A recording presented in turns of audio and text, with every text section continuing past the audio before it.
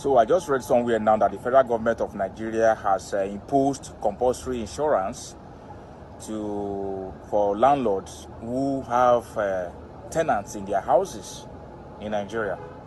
So what that means is that if you have a house that is occupied by tenants and you refuse to insure your house, the federal government has a right to, through NICOM, Nigerian Deposit Insurance Commission, to come and see your house and chase all the occupants away.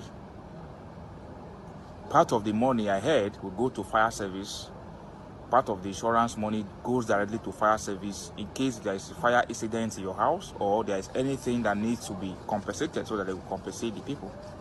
The implication is that your house rent has automatically increased. It has gone up. So you are going to pay more now if you are living in Nigeria in an economy that's already stifled.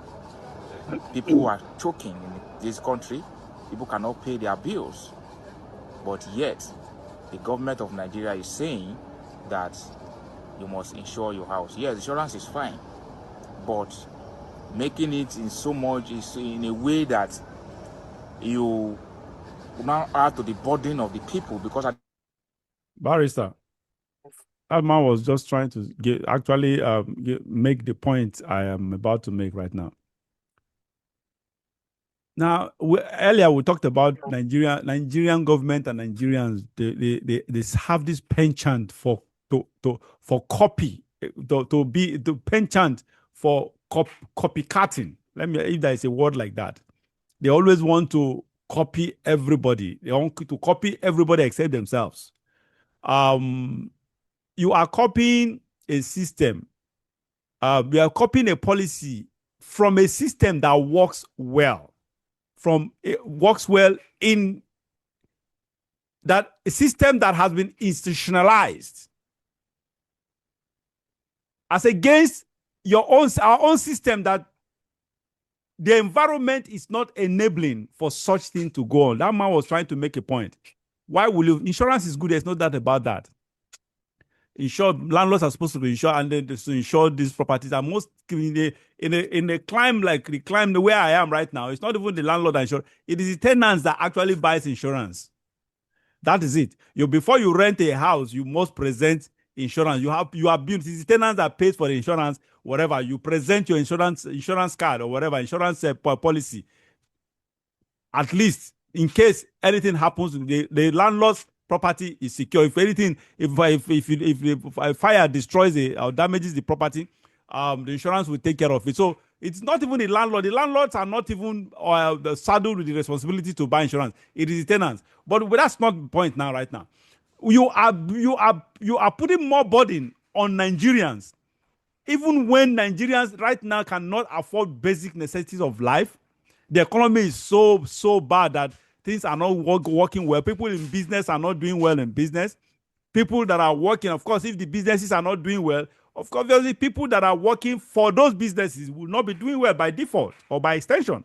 So, Barrister, do you think this is a good policy that Nigerian government wants to pass into law? Well, it can never be a good policy or anything close to good policy. First and foremost, the government of Tinubu has looked left, right, and center, far and wide, to tax Nigerians. They have every kind of activity is subjected to taxation today. And this taxation is passed to Nigerians. If you insist that the landlords insure their premises, they will simply pass it on to the tenants. Yeah. They will simply pass it on to Nigerians. I have always been against compulsory insurance. Insurance should be voluntary, except in the case of motor vehicles. I agree with third-party insurance. In case you use your car and you hit another person, the insurance can repair that other, not your own, but the other person's vehicle. That is understandable. But to force me to insure my own car for my own benefit, I don't see any reason for that. People should not be forced to insure. But in Nigeria, the lobbying by groups like the insurance people, they lobby the government so that they will get more business. And the government, in this case, also sees an opportunity for revenue, because when you are now saying, okay, part of that money, insurance money, is going to the government by fire service, and other, the NDIC also take a cut. That is a form of revenue for the government. When you talk of fire service taking a part of the money, the fire service in Nigeria is virtually non-existent. Yeah. They are there. Recently, the president appointed the Controller General of Fire Service in Nigeria. They have the big names, the big cars, the big jeeps, the big offices. But in practice, they are virtually, fire service in Nigeria is virtually non-existent. My own house caught fire this year. I think I mentioned it to you. Around 10 in the night, I was not even at home. I had traveled out. We live in NNPC quarters. The NNPC as an organization, their own plants where they refine crude had no firefighting vehicle. The state government firefighting department had no vehicle to come. The federal government fire service had no vehicle. We had the people who were around how to scout around, calling one company, private company after private company, until they got in the Indomie factory when they know somebody, and the person they were able to arrange a firefighting vehicle to arrive, by which time the upper floors have already been completely destroyed and damaged.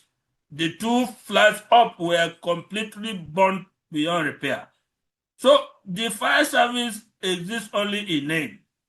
When they come, they will do, assuming they now reach your house, they will say they didn't come with water. There's no water. And the hydrants that were some of the places that were built underground so that the fire hydrants will come and connect there and take water. There's no water there.